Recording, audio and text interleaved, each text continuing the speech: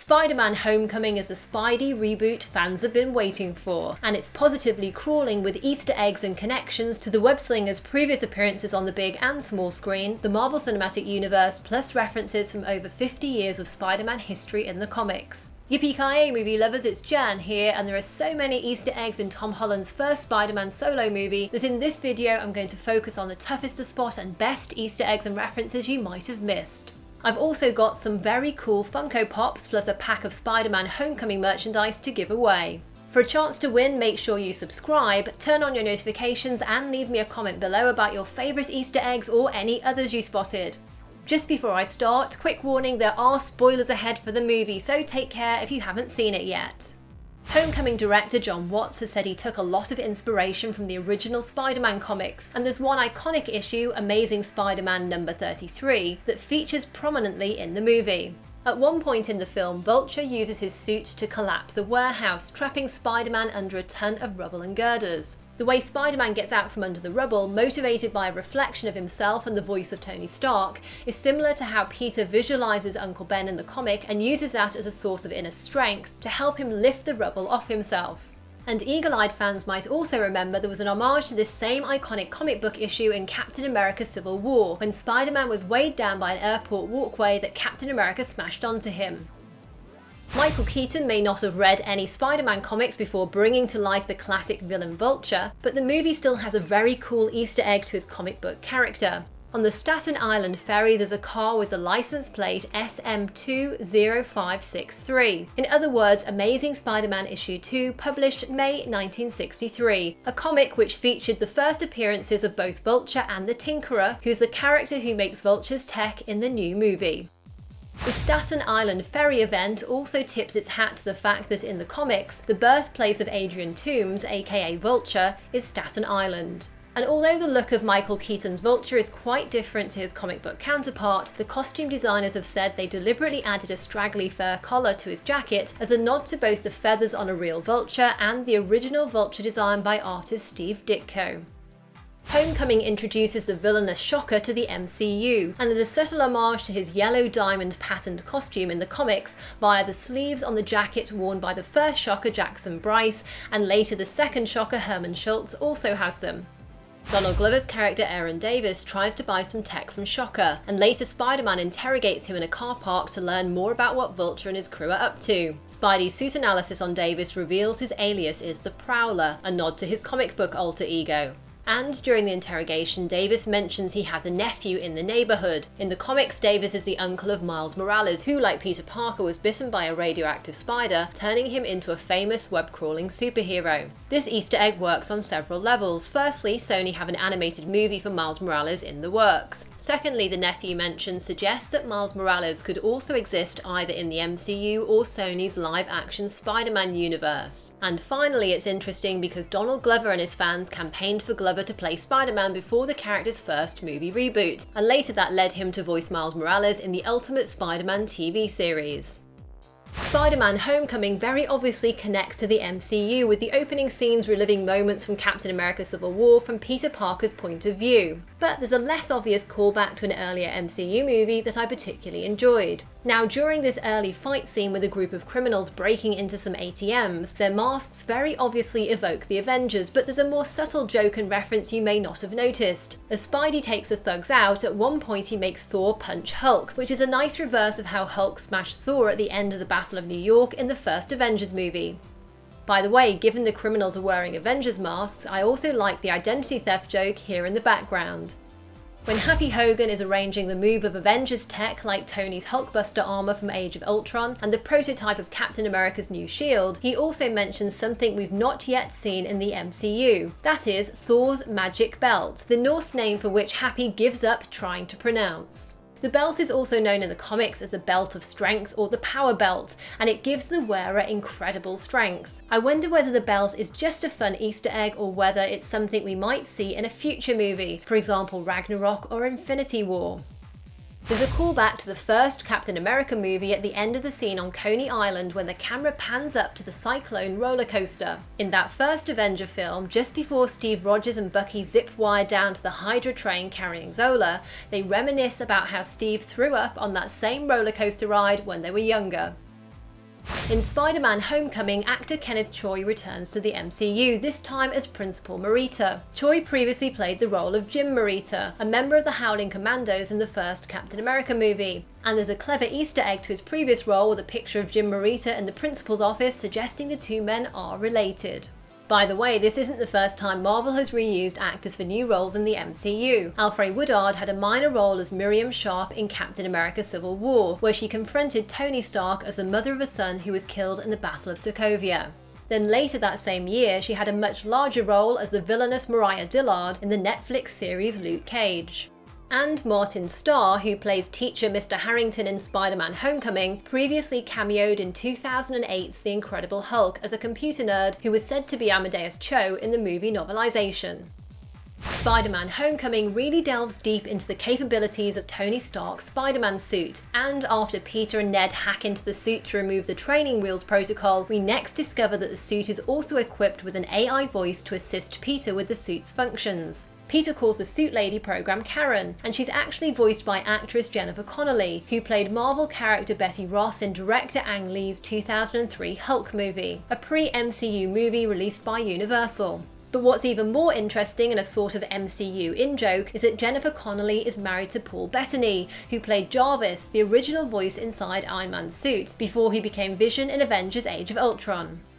After Ned learns that Peter is the real Spider-Man, he starts asking him what powers he has, for example whether he can summon an army of spiders. This is a curious question because Spider-Man did indeed use that threat against a villain in issue 57 of Marvel Adventures Spider-Man. And when Ned suggests that Peter should go and stand on the edge of a building and see how far he can shoot his webs, it immediately made me think of the first Sam Raimi Spider-Man movie, where Tobey Maguire's Spidey literally does just that as he's learning about the extent of his abilities. There's another fun homage to that first Sam Raimi movie and the kiss the web crawler shared with Mary Jane as he hung upside down after rescuing her. During the Washington Monument rescue in this film, there's a moment where Spider-Man is hanging upside down after he's just saved Liz from the plummeting elevator. Spidey's suit lady Karen even says, "This is your chance, Peter, kiss her," in a nice callback to his upside down kiss with MJ back in 2002. And earlier, en route to Washington, there was a road sign warning about the Triskelion cleanup. The Triskelion is a SHIELD headquarters built on Theodore Roosevelt Island, and this mention via the road sign is a link back to the events of Captain America the Winter Soldier, where the Triskelion was severely damaged when one of the Project Insight helicarriers crashed into the building in the movie's finale. Spider-Man Homecoming introduces the Department of Damage Control properly in the MCU, although you might remember that the organisation appeared on a news report ticker playing in the background during the very first Iron Man movie, and also got a mention in Agents of S.H.I.E.L.D. In the comics, Damage Control is an organisation initially owned by Tony Stark and Wilson Fisk, and founded by Anne-Marie Hogue, who's played by Tyne Daly in Homecoming, where she has a very similar look to her comic book counterpart. Interestingly, Marvel actually announced a comedy TV series called Damage Control back in 2015. It's unclear whether this is still on the cards though, in particular after NBC cancelled Powerless, a comedy set in the DC universe that explored a similar premise about how ordinary people deal with the fallout from superhero activities. We learn in Homecoming that Tony Stark has sold off Avengers Tower in Manhattan and is moving upstate to the new Avengers facility. And we get a quick cameo by DUM-E, one of Tony Stark's 2 helper robots from the Iron Man movies, last seen mangled up and being driven away by Tony at the end of Iron Man 3. There's another Iron Man Easter egg thanks to the design of the t-shirt Peter wears when he goes to see Tony Stark at the new Avengers facility. It has the exact same science joke as the t-shirt that Pepper Potts wore in Iron Man 3, which is especially fitting as after Peter leaves, Pepper emerges from the press conference where she's been waiting for him. By the way, the new suit that Tony shows Peter in this scene is also a nice tease for the Iron Spider costume. Comic book artist Mark Bagley, who's known for his work on titles including The Amazing Spider-Man and Ultimate Spider-Man, gets a shout out via graffiti on a building in the background while Spidey's on the phone to Happy Hogan. Following Tony Stark and Aunt May's flirty first meeting in Captain America Civil War, Tony continues his flirtation in Homecoming, this time via a video Peter shoots on his cell phone, though May later says she's not a fan of that Tony Stark. This is all a nod to Robert Downey Jr. and Marisa Tomei's real-life relationship in the 90s, and also their on-screen relationship in the rom-com Only You. But Tony's not the only guy enamored with May. Both the bodega owner and the waiter at the Thai restaurant feel the same way, all of which is a pointed contrast to May's previous movie and some of her comic book incarnations. Aunt May's joke about a turkey meatloaf recipe is a little callback to a humorous scene in the first Amazing Spider-Man movie, where Andrew Garfield's Peter Parker arrives back home ravenous and eats Aunt May's meatloaf, declaring it's the best meatloaf ever. And when May and Peter go out for Thai food, right next door to the restaurant there's a little nod to Thor's homeland via the Korean Church of Asgard. The work of John Hughes was a particular inspiration for Homecoming director John Watts, and there are several moments in the movie which reference classic films by Hughes. For example, Zendaya's character Michelle channels Ali Sheedy's outcast character Allison from The Breakfast Club. And like Allison in the 1985 coming-of-age classic, in Homecoming Michelle spends time in detention, though apparently she doesn't have to be there.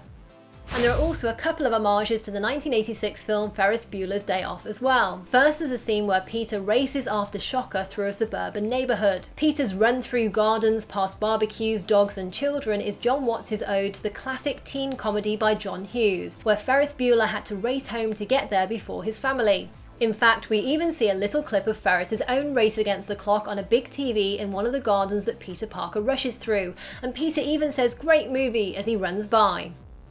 The very final post-credit scene featuring Captain America's humorous PSA about the virtues of patience is a very meta moment and joke by the filmmakers to all of us in the audience who've become accustomed to sitting through the credits in any Marvel movie for the chance to see a little tease to a future MCU film. Captain America pokes fun at us with the scene in a similar spirit to the fourth wall breaking joke in the post-credits of Ferris Bueller's Day Off, which was of course directly spoofed in 2016's Deadpool. There was of course another after-credits scene which featured the villain Mac Gargan, and there was a cool tease to his comic book alter ego of the Scorpion via the Scorpion tattoo on his neck. The scene sets up a much bigger role for Gargan in the sequel, and his mention of having friends on the outside who want to take out Spider-Man could be a tease to the supervillain squad, the Sinister Six. Homecoming already introduced 3 characters who've been members of the Sinister Six in the comics. That's Vulture, Scorpion and Shocker, so this is nicely halfway to a full Sinister Six crew. Sony has been hoping to make a Sinister Six movie for a while now, and it's not hard to think that these characters could be spun off eventually into a separate movie.